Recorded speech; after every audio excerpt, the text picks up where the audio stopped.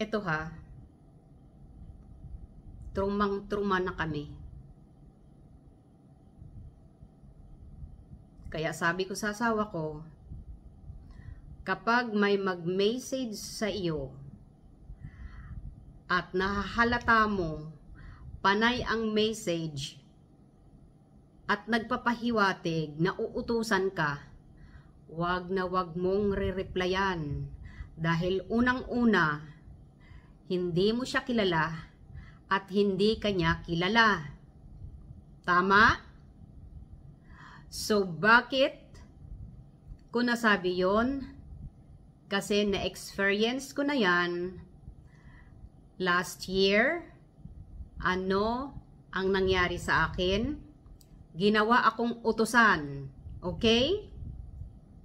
Sis, ang bait no? Sis, paki-video naman ang loti ko doon, yung mga kahoy, baka naputol na, ninakaw. Ako naman si tanga, bumaba ako. Kasi matarik itong sa amin, bumaba ako at napakainit, tanghaling tapat, magvi-video ako ngayon para isend sa kanya. Dahil syempre, nakikisama ako, no? Pangalawa, kumusta na dyan yung loti ko? Anong tingin mo sa akin? Muchacha mo? Pero nagpasigi pa rin ako. Communicate. Hala, reply. Kahit na nandun na ako sa Europe, dinidisturbo pa rin ako. Sis, may bagyo pala doon sa Pilipinas. Sabihin mo naman sa bayaw mo, i-video yung loti ko. Baka napapano na. Kaya bigla kong tinawagan yung bayaw ko. Sabi ko, paki-video yung loti ni ganito. Kahit kumikidlat, delikado. Sinusunod namin ayon sa kagustuhan mo. At hindi lang yun isang beses, dalawang beses, maraming beses yun. Lahat ng mga inuutos sinusunod namin. Pero pagdating dito, kami pa ang masama. Kami pa ang inaway. Nakatulong na kami, tumulong na kami pa rin ang masama. So nasaan ang hustisya? Ano? Nasaan ang hustisya dyan? Parang nilapastangan talaga kami. Kaya masama talaga pala pag tumulong ka sa kapwa. Kaya sinasabi ko sa asawa ko, wag na tayong tumulong. Kasi tayo pa rin ang mapapasama. Tayo ang maging masama.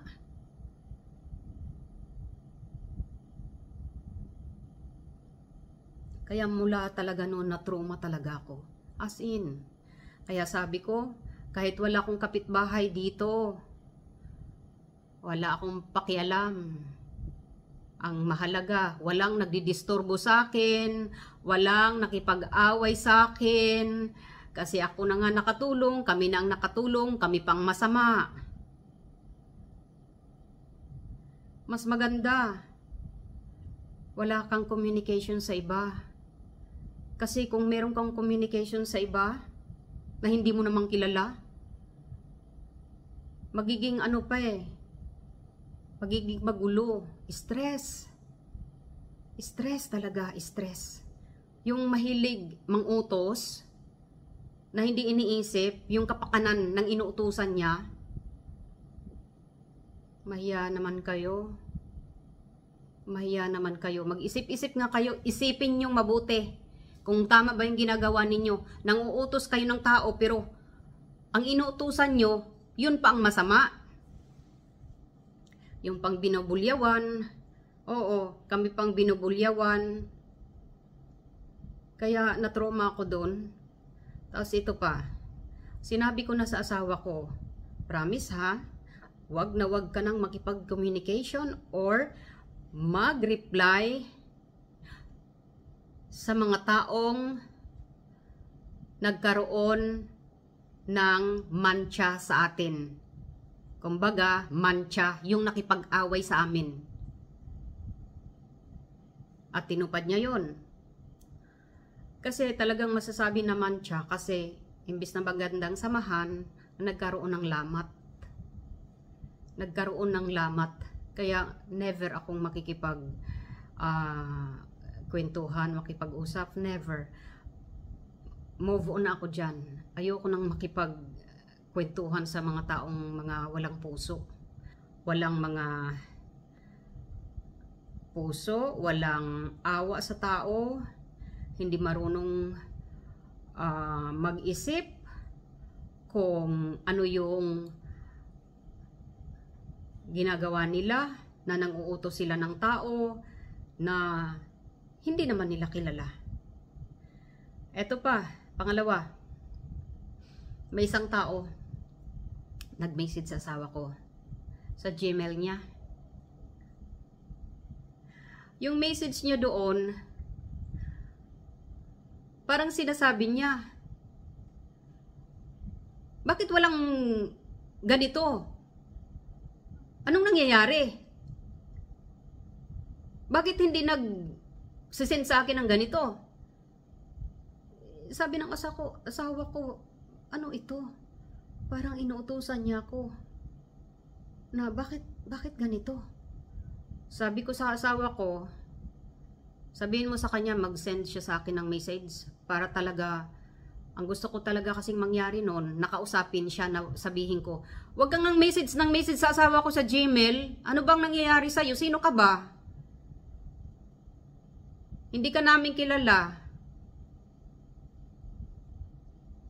Panay message mo sa asawa ko. Yun sana ang gusto kong sabihin sa'yo. Na kung gusto mong makita, umuwi ka dito. Tapos sasabihin mong kung pwede lang. Anong kung pwede lang? Nandyan sa message mo. Dinelete mo pa yung isang message mo. Puntahan mo nga yung bahay ko. At i-video mo. Ang galing mo. Huwag kang ganyan dyan. Nanguutos, ikaw na nga nanguutos sa amin. Ikaw pang gumawa ng kwento. At sisiraan mo ako sa isang tao. Maging ano ka. Maging tapat ka, huwag kang sinungaling, baka makarma ka. Huwag kang ganyan sa mga taong inaaliposta mo. Parang ginagawa mong slave yung mga tao dito. Bakit ko sinasabing ginagawa nyo kaming slave? Yes, kasi nanguutos ka sa akin. Inuutusan mo kami ng asawa ko. Sino ka ba? Para utos-utusan mo kami. Tapos gumawa ka pa ng kwento. Yun ang masakit dun eh. Yung inutusan na kami, tapos sisiraan pa kami. Nasaan na yung dignidad mo?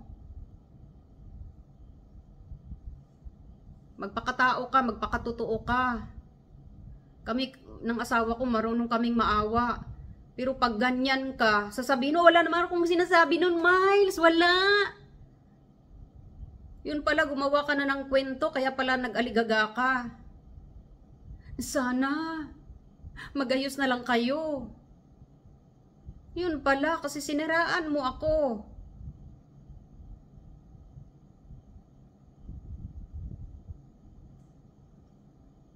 Kaya nga sineswerte ako sa buhay eh.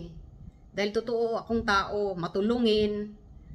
Yung palang pagiging matulungin namin, masama pala yun. Kasi yun, doon kami masisira. Kaya magmula ngayon, wag na wag kayong mag-message sa amin na utos-utusan nyo kami rito. Kasi umuwi kami rito ng asawa ko galing Europe para mag for good. at tahimik ang buhay, walang stress, walang depress na makukuha, gusto namin may peace of mind. Huwag nyo kaming disturbuhin. Problema nyo, huwag nyo kaming bigyan ng problema nyo. Kami ng asawa ko, wala kaming problema, okay? May pagkain kami, lahat-lahat meron. Tapos biglang nandyan kayo. Mangi-istorbo kayo sa amin. Tapos, pag napakinabangan nyo na kami, ayun na, mag-uumpisa na, susuwagin nyo na kami. Kami pang masama. Pumunta kami sa Pilipinas para magpahinga.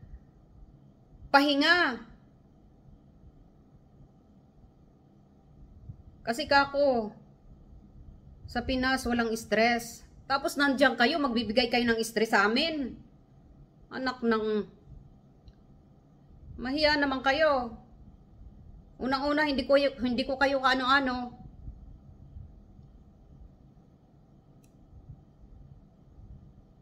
Hindi ko alam kung sino kayo.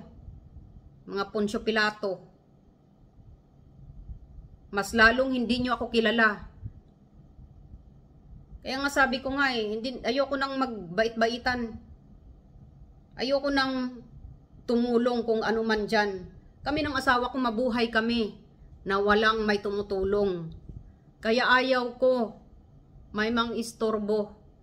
Dahil hindi kami nang istorbo ng tao. Kaya namin. Dito sa Kabugao, meron akong isang pamilya na nilalapitan at malalapitan, kamag-anak ko. At sila yung tumutulong sa amin ni Olav. At masaya kami na sila yung pamilya namin. Masaya ako kahit wala akong kaibigan. Kasi pag may kaibigan, magulo, stress, problema ang makukuha lang. Pag may kaibigan, dami mga ano dyan.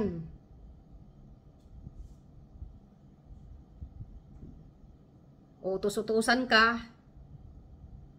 O di kaya, puro lang problema makukuha mo. Mas mabuti pa walang kaibigan. Ako, lumaki ako na wala akong kaibigan eh. Bakit? Dahil yung nagpalaki sa akin, hindi ako pinapayagan na lumabas. Ayaw niya na magkaroon ako ng kaibigan kasi magulo lang daw. Ganun din siya. At masisira ka lang dyan. Sisiraan ka, sisiraan yung buhay mo, gawaan ka ng kwento. Totoo pala. Pero kahit hindi nga kaibigan, hindi pa nakilala eh.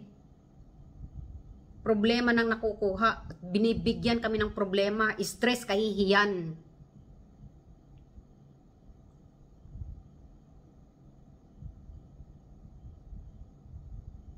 Tapos, sinasabi, pakialamera ako. Kailan?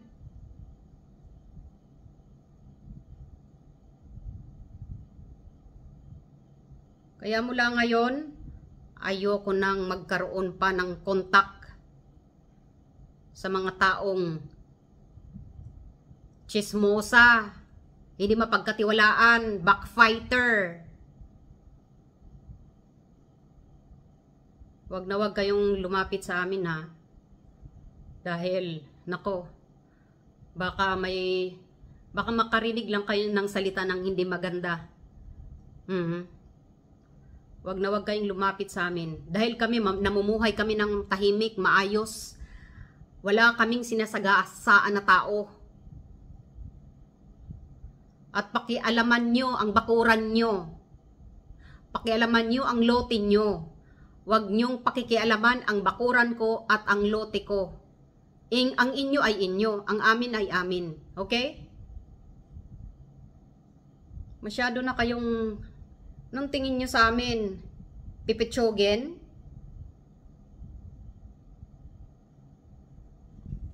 Kung ang tingin nyo sa amin, simple lang. Hindi kami pipitsugin, day. Tandaan mo yan. Hindi kami pipitsugin.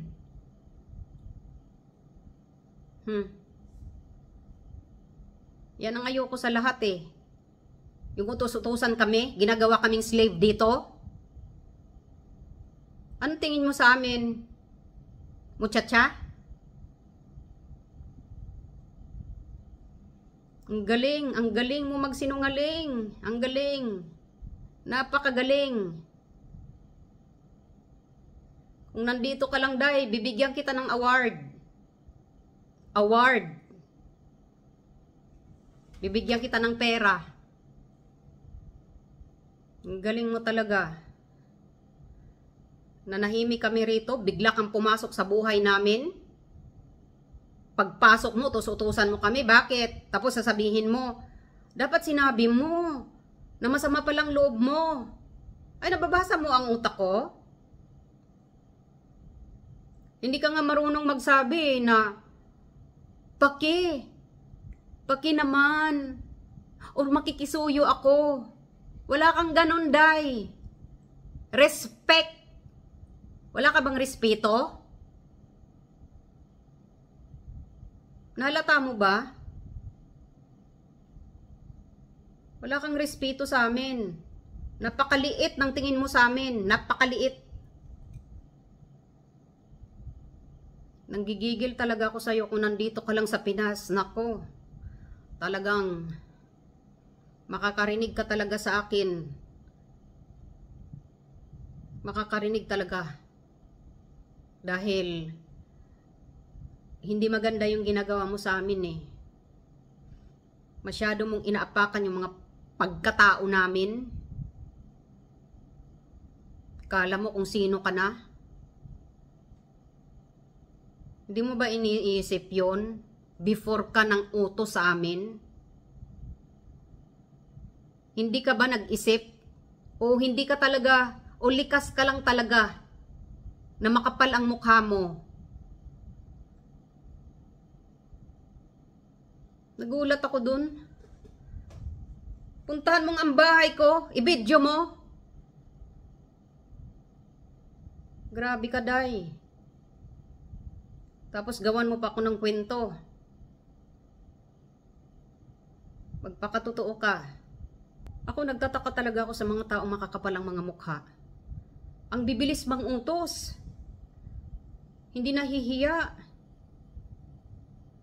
Talaga lang. Tapos pagkatapos mang utos, yung inutusan, yun pang awayin, gagawa ng kwento. Magduduro-duro. Sana maputol yung mga daliri, no? Ayawan ko na lang sa inyo. Ang Diyos nakatingin sa atin. Kung ano yung ginagawa ninyo sa amin, makakarma din kayo. Kasi akala nyo talaga, makapangyarihan kayo. Minsan, mag-isip-isip din tayo. Bago nyo gawin, isipin nyo muna na, naku, nakakahiya. Sino ba tong Sino ba tong uutusan natin? Kilala ba natin to? Naku, baka ano lang to, magalit sa atin. Or mag-isip na, bakit inuutusan tayo? Hindi nyo ba naisip yan? Dumating kami dito sa Daklapan. Wala akong inuutusan na sabihin na, pakipuntahan nga yung ano ko, yung luti ko, baka ninakaw na yung mga kahoy, pinagpuputol na yung kahoy. Pakipuntahan nga yung ano ko, luti ko, pipicturean ko lang, gusto ko lang makita yung picture or paki-video na lang. Wala akong inuutusan na ganyan. Kasi alam ko sa sarili ko. Alam ko yan na nakakahiya. Nakakahiya ang mang-utos sa ibang tao, lalo pat hindi ko pa nakikita at hindi ko kilala kung sino siya. Alam nyo yun? Istorbo kayo sa amin eh. Dinidistorbo nyo kami. Sobrang distorbo. Kayo ba dyan, dinidistorbo ko kayo? Inuutusan ko ba kayo? Di ba hindi? Dahil hindi makapalang mukha ko tulad nyo, makakapalang mukha. Grabe kayo. Kaya sa susunod, na may mag-utos sa akin, mumurahin ko talaga. Talaga. Kaya wag kayong mag-atubili na mang-utos sa amin. Dahil sinabi ko sa asawa ko, oras na may mang-utos sa atin, ako mismo ang mag-reply at mumurahin ko talaga. Sino kayo para utos-utusan nyo kami rito? Dagdag kayo sa mga ginagawa namin dito? Ang daming ang trabaho namin, utos-utusan nyo pa kami? Huwag kayong ganyan. Nakakadisturbo kayo ng tao.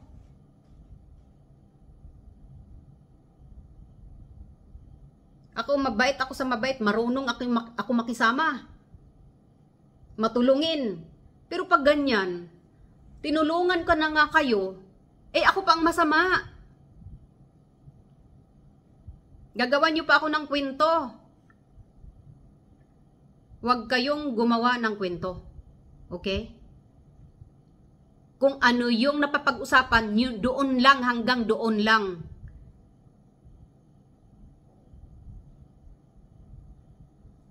Kasi baka mamaya, yung dila, makakarma at malata. Hindi natin alam. Who knows? Nobody knows. Kaya dahan-dahan sa paninira, dahan-dahan. Kasi ang karma, ang bilis. Ang bilis tumalab niyan sa katawan. Sinasabi ko sa inyo, wag na wag nyo nang gawin yan sa iba pa. Na kung makautos kayo, mga sweldado kami. Wala kaming sweldo sa inyo, hoy. Kakaimbyer na kayo.